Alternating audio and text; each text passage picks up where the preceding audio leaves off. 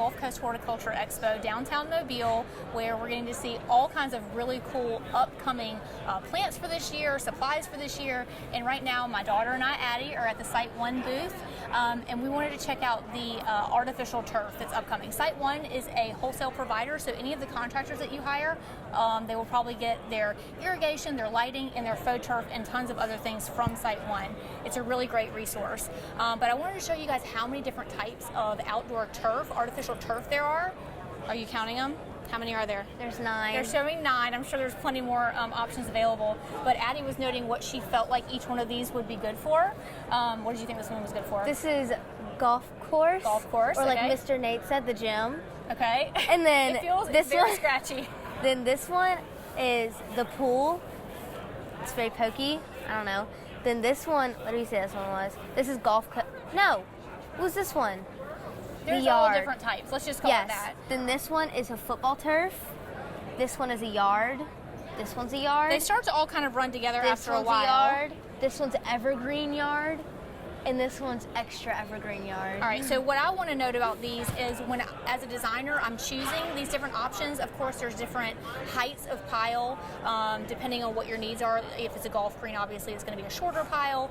If it's for a playground, it's going to be a different pile. It's also constructed and built differently. The way that these go together, it's pretty interesting. If you flip over, you can see it's built a lot like a carpet in that it's sewn in.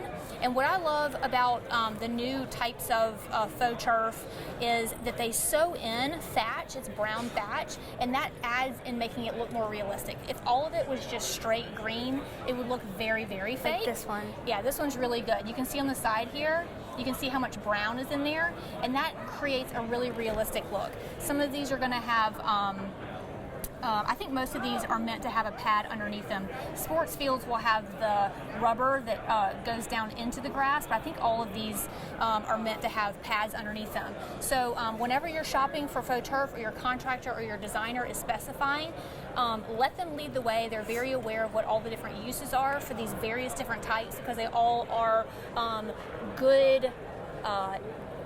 There's good areas for all of them. They're not all meant to go in all different areas. So let your contractor and your designer be your guide.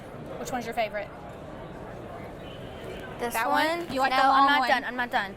This one, no, that's too bushy. This one, and this one. You like all the long ones. You can do gymnastics in the yard in those. Yeah, no. Anyway, consider faux turf. It's a really good option. The colors and textures and different options are getting better and better every year. So now is as good time as any is to go out and check out your options at Site 1.